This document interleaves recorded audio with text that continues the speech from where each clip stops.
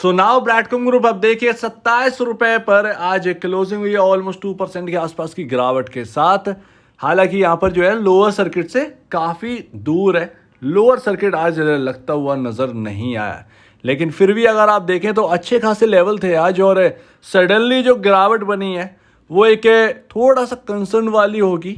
और इस गिरावट में आप देखिएगा कि ऑलमोस्ट मोटा मोटा 6 करोड़ आसपास, 6 करोड़ का वॉल्यूम यहाँ पर क्रिएट हो गया, 6 करोड़ शेयर्स में काम हो गया है आज। लेकिन एक अच्छी बात यह है कि एक इतना बड़ा पैनिक के बाद भी आज लोअर सर्किट लगता हुआ नज़र नहीं आया। लेकिन अगर देखें मोटा मोटा अगर आप देखें तो ट्रेडिंग के लिए यहाँ पर 5 7 से 8% का आज मूव मिल गया है ट्रेडर्स को। कुछ भी हो ए टू जेड, उसमें जो भी हो, आर्बिट्रेज हो या जो भी हो ए टू जेड, आर्बिट्रेज पता नहीं इसमें था आज या नहीं था, डोंट नो। लेकिन इस वक्त यहाँ पर ना मोटा मोटा 8% का यहाँ पर देखने को मिला है कि एक अच्छा खासा इन्होंने बना लिया है 8% के आसपास। और अभी एएमओ ऑर्डर अगर आप देखें तो 432 शेयर से यहाँ पर क्वांटिटी लगी हुई है, 5 ऑर्डर। अब ये कितना ठीक है, ये कितना गलत है पता नहीं है, लेकिन फिर भी आज एक बहुत बड़ा यहाँ पर अगर आप देखें 1.90 करोड़ शेयर्स लगे हुए थे बाइंग के लिए, सारे के सारे एब्जॉर्ब कर लिए गए हैं सेलिंग ने, और एक झटके में नीचे आना स्टार्ट हो गया। तो यहाँ पर स्ट्रॉन्गनेस बहुत अच्छी दिखाई दे रही थी, लेकिन वो स्ट्रॉन्गनेस को किस तरीके से ख़त्म किया गया, वाकई में यहाँ पर देखने शॉक्ड वाली बात। और ये मैं आपको बता दूं कि इस हफ्ते ये 30 के ऊपर चला जाए तो बहुत अच्छा रहेगा, क्योंकि मार्केट अब हो चुका है डरावना। उसका आप भी समझ रहे होंगे, अगर आप मार्केट को समझ रहे होंगे, मार्केट में हर एक को बेवकूफ़ बनाया जा रहा है। एक रियल फैक्ट यही है, आप चाहे निफ्टी में ट्रेडर की बात कर लें, ऑप्शंस की बात कर लें या स्टॉक्स की बात कर लें, सबको यहाँ पर ज़्यादातर कहीं ना कहीं टोपी पहनाई जा रही है टॉप पर ले जाकर। और अगर आप देखें अर्निंग्स तो इतनी बहुत ज़्यादा खास नहीं आ रही है जितना कि आप सोच रहे हैं, और उससे ज़्यादा तो यहाँ पर भारी भरकम में तेज़ी हो रही है। आप आईटी की बात करें, आईटी के अंदर बहुत सारे स्टॉक्स महंगे हो गए। जहाँ पर भी छोटा सा एक न्यूज़ भी आ जाती है ना नेगेटिव, स्टॉक कम से कम 10% ज़्यादा, 10% से ज़्यादा यहाँ पर गिर जाते हैं।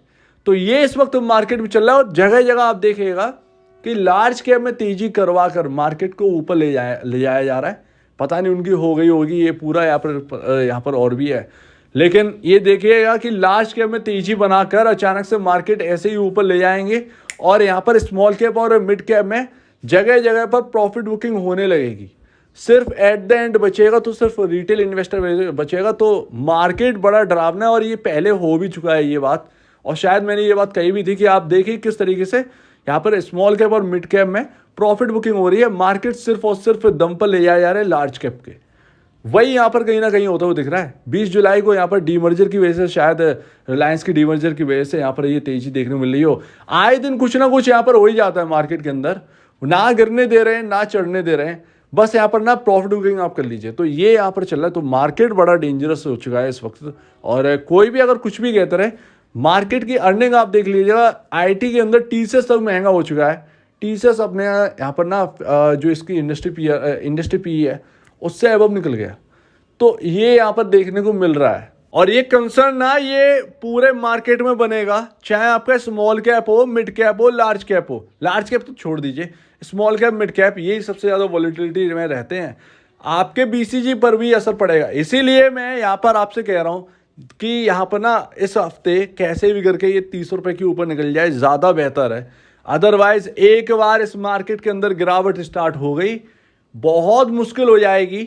इस वक्त तो मुश्किलें दिखाई दे रही हैं। स्टॉक यहाँ पर आप देखिए 29 रुपये के आसपास था, अचानक से ये गिरावट आई। ये आपको बहुत मोटा मोटा बहुत बार देखने को मिलेगी अगर ये मार्केट आगे चलकर स्टेबल नहीं रह पाया तो, क्योंकि हायर साइड है, अर्निंग उस तरीके की आ नहीं रही है, वैल्यूएशंस काफ़ी ज़्यादा महंगी हो चुकी हैं जगह जगह पर। और आपके आरएसआई से कोई भी लेना देना नहीं है, आरएसआई बिल्कुल ठीक प्लेस पर है। आप आरएसआई की चिंता मत करिए, इवन आज का भी टेंशन मत लीजिए।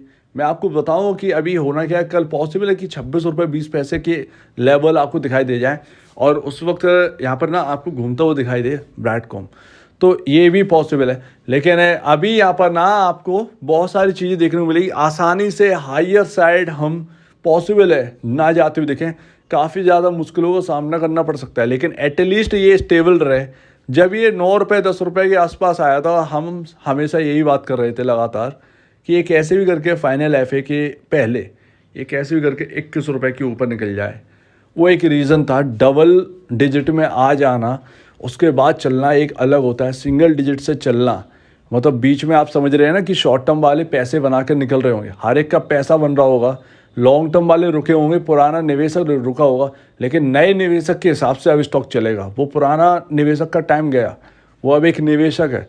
नया जो आएगा ना, वो ट्रेडर भी है, निवेशक भी है, दोनों है। अगर उसको अच्छा रिटर्न मिल रहा है, वो रुकेगा नहीं ज़रा सा भी प्रॉफिट बुक करने में, आपका वो सोचेगा नहीं, आपके लिए नहीं बैठा है वो। तो ये बहुत बड़ी बात है। इसीलिए 21 रुपये के ऊपर आ जाना ज़्यादा अच्छी बात है। 21 रुपये के ऊपर हम हैं, मुश्किलों का सामना करना पड़ रहा है, लेकिन एटलीस्ट जो पीछे छोड़ आए हैं उससे बेटर पोजीशन में है। और कंसर्निंग आज हो ही गया था, क्योंकि सुबह झटके में मतलब आज क्या बाइंग थी, 1.90 लाख शेयर्स लगे हुए थे। सुबह 9:15 पर देखकर इतना अच्छा लग रहा था, क्या बताएं। लेकिन एट द एंड मतलब झटके में जो ना वो शेयर्स गायब होते हुए देखे। या तो वो क्वांटिटी हटी है अचानक से और वो सेलिंग हमको देखने को मिली है, या तो ये छलावा हो गया अचानक से, या फिर वास्तव में कुछ लगी हुई थी। अच्छा, छलावा तो नहीं हो सकता क्योंकि वॉल्यूम यहाँ पर देखने को मिले हैं, तो वो सीधी सी बात है, वो ट्रेड तो हुए होंगे। 1.90 करोड़ शेयर्स वो ट्रेड हो गए होंगे, तो ये तो है। तो जो भी है एटलीस्ट यहाँ पर ना आपके सामने होता हुआ दिखा है। अभी आपके सामने चार्ट है, और मेरे लिए तो एक एक्सपेरिमेंटल रेंज तो यही रहेगी, 24 रुपये 70 पैसे, नीचे में 22 रुपये 10 पैसे। 24 रुपये 70 पैसे, नीचे में 22 रुपये 10 पैसे। ये मेरे लिए एक लेवल की रेंज रहेगी, ये मेरे लिए डिमांड की रेंज रहेगी। मैं इसी को लेके चलूँगा, उसी के आसपास यहाँ पर डिमांड क्रिएट हुई थी, मैं यहाँ पर आगे भी इसी रेंज को कंटिन्यू करूँगा।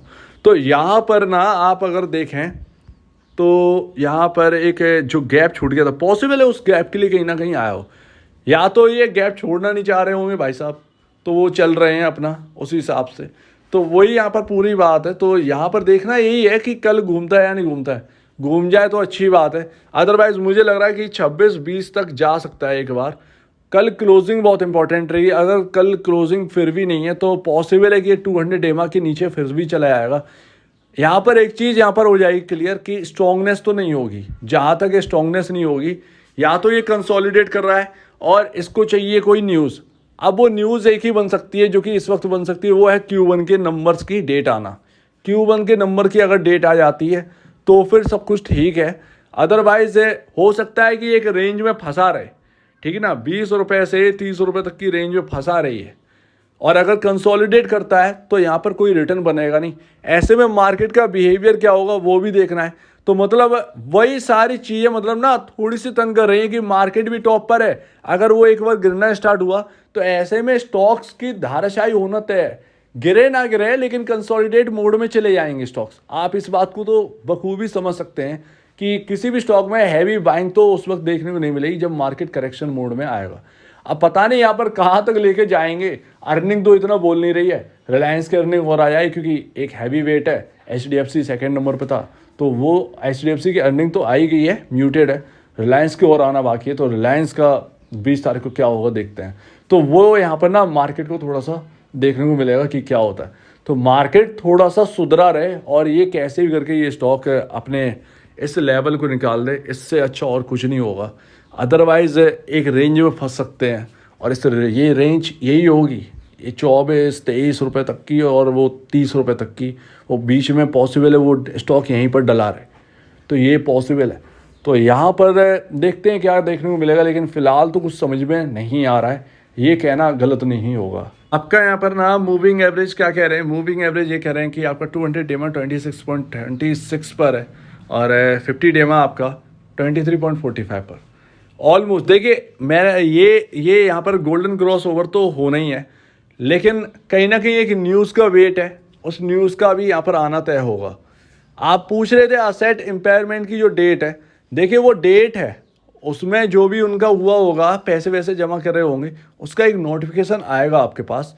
वो नोटिफिकेशन जब आएगा तब उसके ऊपर बात करेंगे। उससे पहले आप सोचिए कि किसी चीज़ से पता चल जाए, वो नहीं चलने वाला, तो यहाँ पर ध्यान रखिए। तो वो एक नोटिफिकेशन आएगा, उस नोटिफिकेशन का वेट करना होगा। तो देखते हैं, गोल्डन क्रॉस ओवर में ज़्यादा टाइम नहीं रह गया है, देखते हैं इसका भी क्या इम्पैक्ट पड़ता है स्टॉक के ऊपर।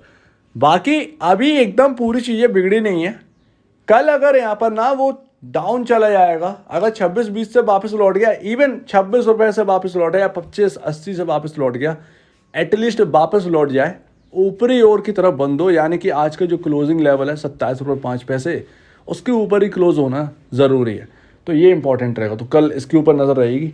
अगर कल ये हो गया तो समझ में आया कि हाँ भैया स्ट्रॉन्गनेस बनी हुई है, कोई दिक्कत की बात नहीं है। लेकिन अगर ऐसा नहीं होता तो कहीं ना कहीं स्ट्रॉन्गनेस तो नहीं है, कहीं ना कहीं खिलवाड़ हो रहा है, कहीं ना कहीं खेला जा रहा है। तो बस यही एक समझ में आता है, कंसोलिडेशन की कहीं ना कहीं बात नज़र आ रही है। तो फिर उम्मीद है आप इस बात को समझे होंगे। आप क्या क्या कहना है इसके ऊपर कमेंट सेक्शन में कहिएगा। और अब वीडियो देखने के लिए बहुत धन्यवाद दोस्तों।